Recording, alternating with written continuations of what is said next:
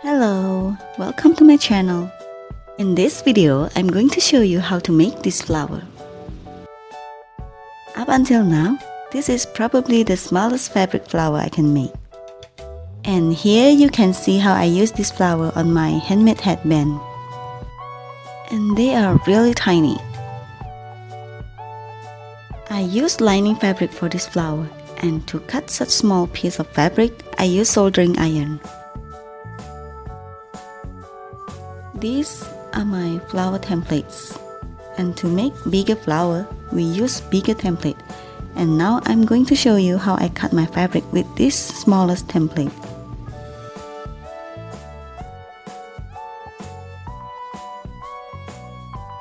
So we heat up the soldering iron and start cutting. If you haven't watched my tutorial about cutting fabric with soldering iron, please see the description below. I even show how to make our own template. We cut it not too slow and not too fast. Lining fabric is quite easy to cut compared to satin and crepe fabric. With soldering iron, we can cut any shape and any size out of fabric, from smallest to biggest. And what I love about this soldering iron is, we cut and seal the fabric at the same time. Because we are going to make a tiny flower, 4 pieces of this is enough. But if you want to make bigger flower, you may need more than 4.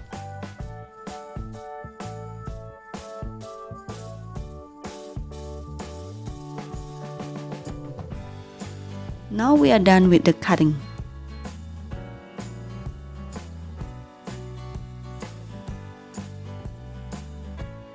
We need to burn this fabric.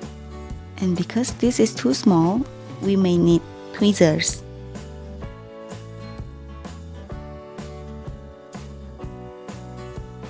Let me show you how it turns out.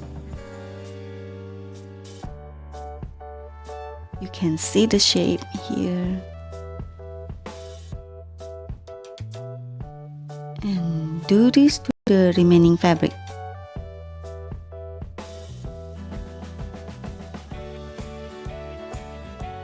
A little advice on how to burn the fabric. I like to put the fabric about half an inch on tip of the flame, so I'm not using this side of the flame.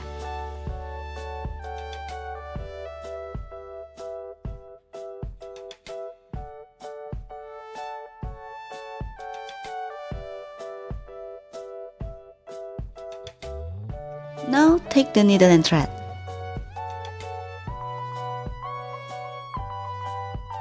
First, we layer 3 pieces together.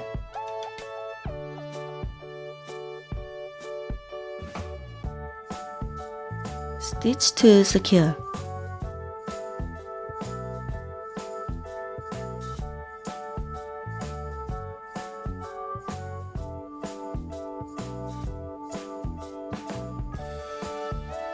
Now take the last piece and embellish our flower with a bead or rhinestone.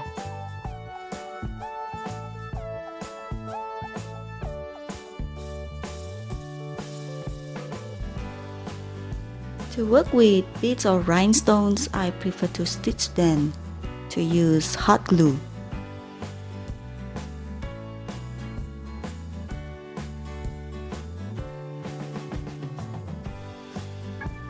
After finished with the bead, we secure the thread and trim it. And our tiny flower is done. If you like this tutorial, please like, comment, share, and subscribe.